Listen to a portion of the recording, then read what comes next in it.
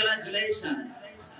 Today, I would like to say something about the importance of time in student life and how students can utilize it to enhance their academic and personal development. The proverb, time and tide wait for none.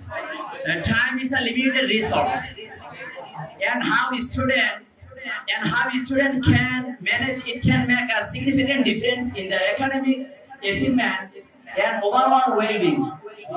By valuing time is using it wisely. A student can ensure that they remain focused, organized and balanced, developing a strong time management skills.